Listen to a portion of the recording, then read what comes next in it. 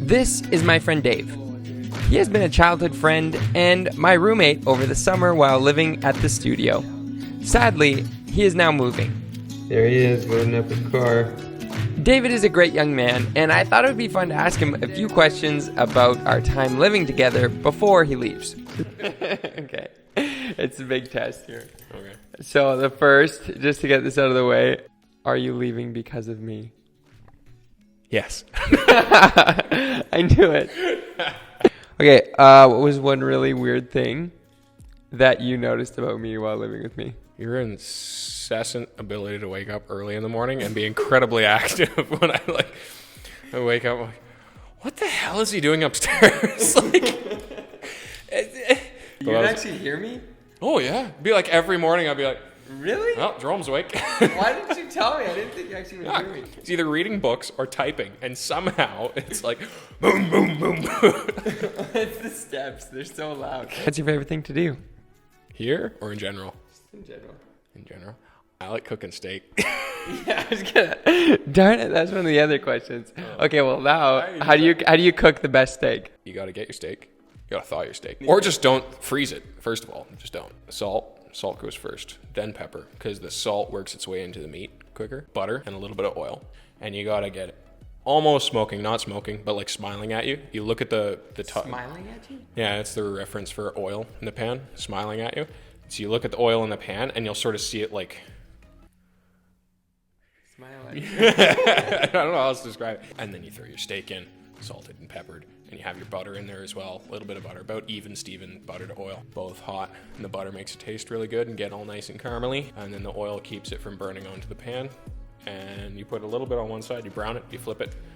You brown it on that side, then you flip it back over. Cook it on that side for as long as you want. Flip it back over, cook it on that side for as long as you want. And then she's ready to eat. But yeah, literally, I'm not even kidding. The most steak I've ever had was probably here with you. I found a whole nother pack in there. Really? Yeah, it was underneath all the veg. I'm like, oh boy. Why do you like hunting so much? Oh, we'd be here all day. Oh, But okay, give me 3 quick, brief. all right, it's an adventure.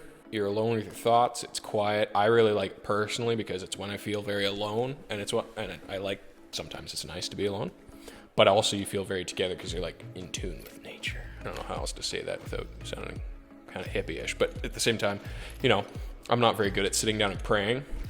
I'm a very physical person. I like hugs and whatnot.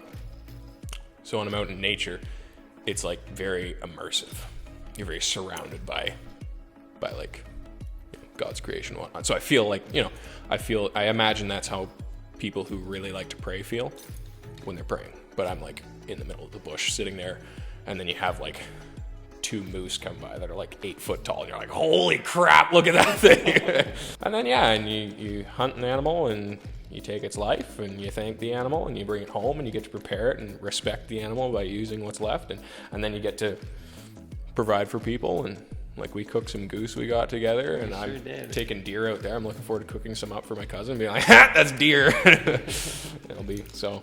Yeah, and you get to provide for people, provide for yourself, and also be part of the natural course. You know, The circle of life. The circle of life. That's really Kuna Matata, man. How would you define living for God? You're taking one step at a time. Baby steps. That's good. Yeah. Okay, thanks, Dave. I'll miss you, buddy. It is always sad when friends move away, but it just makes the reunion and the time you have together that much more special. I appreciate the opportunity to live with young men and grow together, like when I lived with my buddy Ty, and when I lived with Zach. So many good memories are made. James got the ribs here. He made his ribs and fries. This is the beauty of living the adventure with the Lord. He puts so many wonderful people in your path. I will miss you, Dave. Blessings on the next part of your journey. I will be praying for you, and I'm excited for the future moments we'll have together. There he goes. He's off. Didn't stop at the stop sign.